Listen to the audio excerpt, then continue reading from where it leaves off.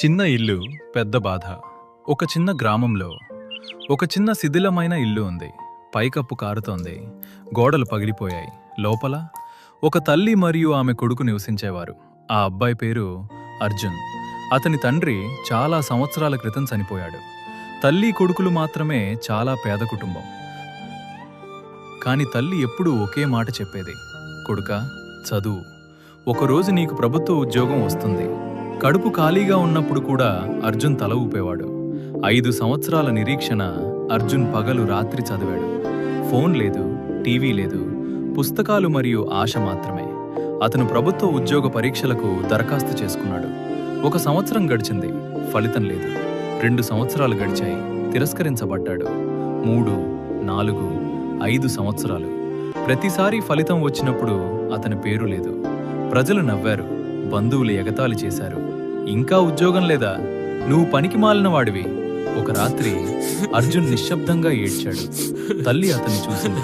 ఆమె చెప్పింది, ఆగిపోకు కొడుకా, దేవుడు నిన్ను పరీక్షిస్తున్నాడు. గ్రామ గ్రంథాలయం దగ్గర ఒక అమ్మాయి ఉండేది. ఆమె పేరు మీరా.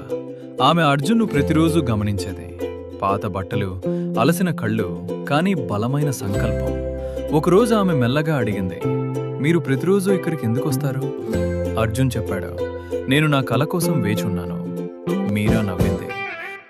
ఆమె అతనికి మద్దతు ఇవ్వడం ప్రారంభించింది. ఆమె నోట్స్ పంచుకుంది, ఆమె టీ తెచ్చింది.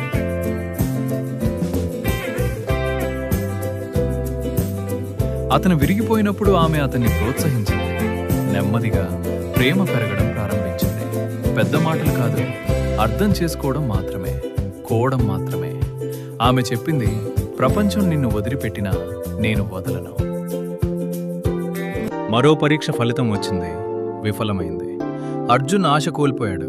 అతను మీరాతో చెప్పాడు, నేను అలసిపోయాను, బహుశా నేను దీనికి తగినవాణ్ణి కాదు.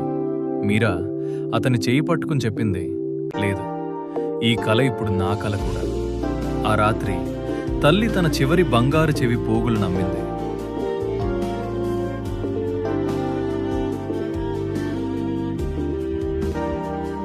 ఆమె పరీక్ష ఫీజు కోసం అర్జున్కు డబ్బు ఇచ్చింది. తల్లి చెప్పింది, ఇది నీపై నాకున్న నమ్మకం. అర్జున్ ఏడ్చాడు మరియు ఆమె పాదాలను తాకాడు. ఫలితాల రోజు పరీక్ష ముగిసింది. నెలలు గడిచాయి. ఒక ఉదయం అర్జున్ సైబర్ క్యాఫ్కి వెళ్ళాడు. చేతులు వణుకుతున్నాయి. అతను ఫలితాన్ని తెరిచాడు. అతని కళ్ళు ఆగిపోయాయి. అతని పేరు అక్కడ ఉంది. ప్రభుత్వ ఉద్యోగం. ఎంపికయ్యాడు. అతని ఇంటికి పరిగెత్తాడు, అరుస్తూ, ఏడుస్తూ, నవ్వుతూ. తల్లి సంతోషంతో స్పృహ కోల్పోయింది. పొరుగువారు గుమిగూడారు. కన్నీళ్లు చిరునవ్వులుగా మారాయి. ఆ రాత్రి చిన్న ఇల్లు వెలుగుతో నిండిపోయింది. పెద్ద పార్టీ లేదు, స్వచ్ఛమైన ఆనందం మాత్రమే. తల్లి అర్జున్ను కౌగిలించుకుని చెప్పింది, ఈరోజు నా జీవితం పూర్తయింది. మీరా నిశ్శబ్దంగా బయట నిలబడింది. అర్జున్ ఆమె దగ్గరికి వచ్చాడు. అతను చెప్పాడు, ఈ విజయం నీది కూడా. ఆమె కన్నీళ్లతో నవ్వి చెప్పింది, ఫలితం రాకముందే నేను నిన్ను నమ్మాను.